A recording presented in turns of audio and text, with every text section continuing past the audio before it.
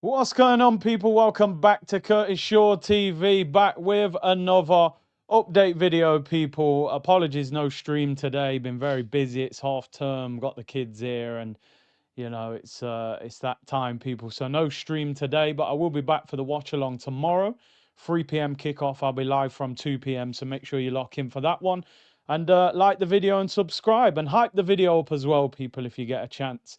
A look ahead to a big weekend of football for Arsenal and in the Premier League, man. The fixtures we're hoping can throw up some more surprises for some of the rivals in this title race, but we'll get to that. Let's start off with the big news of the weekend so far, people, in terms of what has come out of Mikel Arteta's press conference, and that is that Gabriel Martinelli is out of this game. He will not feature against against Burnley, and a lot of people are now wondering, what is the injury, people? What is the injury? Mikel Arteta didn't go into any details about what the injury actually is, which always concerns me a little bit because we've heard this before. I don't know, and we need to check, and we need more things. And next minute, we're obviously really hoping it's not anything serious, and Gabriel Martinelli comes back soon. Interestingly, he's just hit one of his probably better runs of form recently, and he is out injured. He hobbled off um, out of the game at the weekend, and obviously didn't play midweek in the game against Brighton in the Carabao Cup. The other one is William Saliba, who obviously came off at half time last weekend in the Crystal Palace game, didn't feature against Brighton. The manager said that he is going to be checked in training today. They're not sure with Saliba. Listen, as far as I'm concerned, I would not risk him. I know in football, listen, there are times when players, they're 80, 90% and you're not sure and you play them. I just don't think there's a need to play him. He's had an ankle injury that he got at Liverpool. He obviously tweaked his hamstring at the back end of last season. I think the whole point of signing players like Nkapia and Mosquera is that if we're in a situation where Saliba's 70, 80%, he doesn't need to play. No disrespect, it's Burnley. Do we have to risk him? We've got a Champions League game midweek. We've got Sunderland next weekend, which is a tough game as well. International break coming up after that. So Saliba, they're going to check on him today. But listen, he's that good a player. If he does turn up at 80, 90, 95%, I'm sure they'll probably play him. But we'll talk about the predicted lineup a little bit later on. But hopefully Martinelli is nothing serious. We know he's had hamstring issues in the past.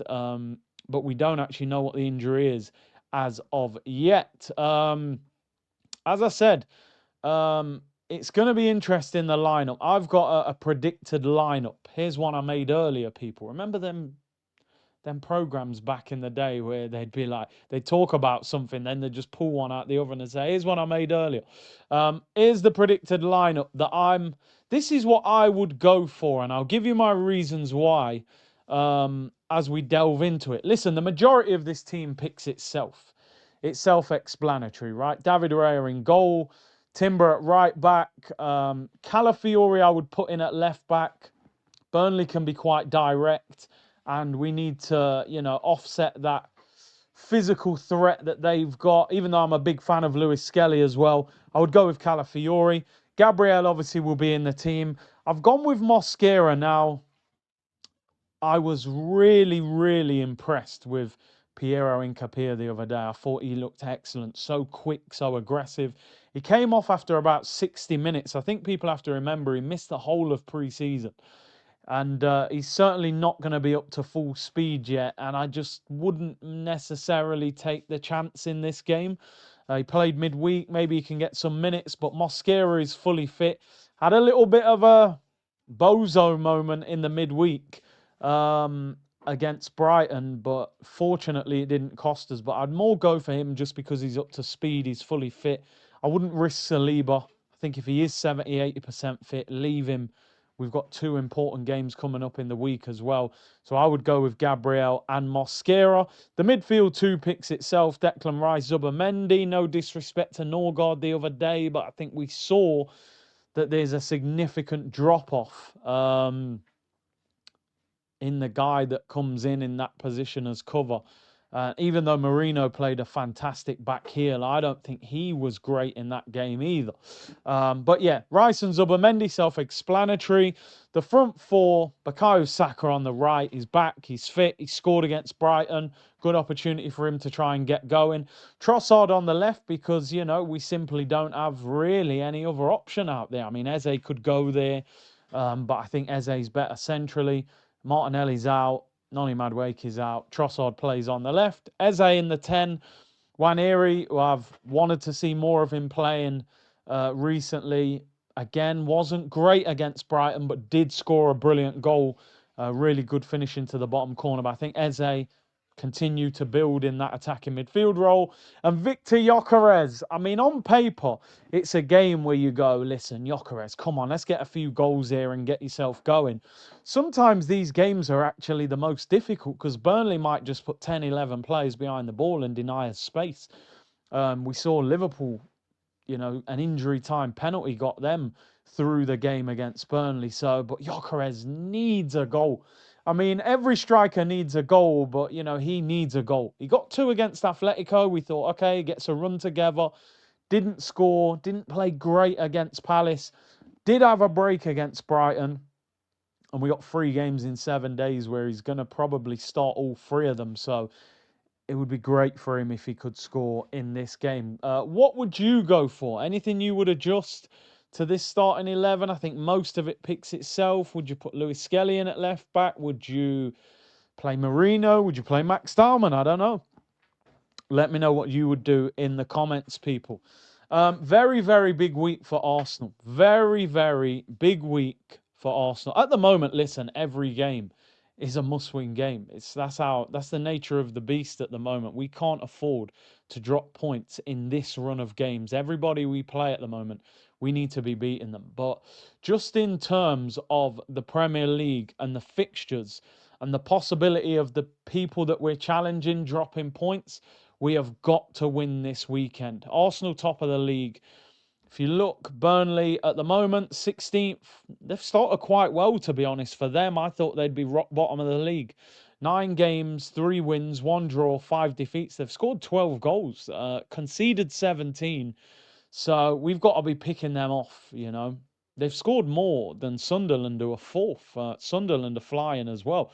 But if you put into context of the Premier League and the fixtures, Arsenal play Burnley. Manchester City in 5th at the moment, 6 points behind Arsenal. They play Bournemouth, who are 2nd at the Etihad. Semenyo and them guys are cooking at the moment. Will Manchester City drop points at home to Bournemouth? And Liverpool, who can't seem to buy a win at the moment, play Aston Villa. Unai Emery's Aston Villa. And when you look at that form guide there, people, after a shaky start to the season, Aston Villa 4 wins and a draw in their last 5 games in the league. Liverpool 4 defeats and 1 win. So Unai has really turned things around at Villa. Can they go and, you know, cause more misery to Liverpool? Don't forget, Liverpool play midweek against Real Madrid. And then next week, they go to the Etihad against Manchester City. Arsenal play Sunderland away next week after a midweek game at Slavia Prague. Don't want to look ahead too much, but Arsenal have to just concentrate on the job in hand. On paper, Burnley looks like easy work, but sometimes they're the games where you can stumble. I remember a few years ago when Liverpool were flying and they got beat at Watford. When I think they were unbeaten at the time in the league a few years ago. So we've just got to handle business. I'm predicting a 3-0 win to Arsenal. I do think we will have too much for them. If we can score early, the game might open up a little bit. I think one thing that we know is that Scott Parker's Burnley is not necessarily the same as the Sean Dyche Burnley that was mad physical, mad direct. They do actually try and play a little bit of football, and hopefully we can pick them off, you know, moving forward. So let's see how the game goes. Get in the comments. Give me your predictions for the game. Give me your lineup that you would pick. And make sure you're locked in for the watch-along tomorrow. I'll be live at 2 p.m. UK time. And I'll see you all for the watch-along, people. Bless.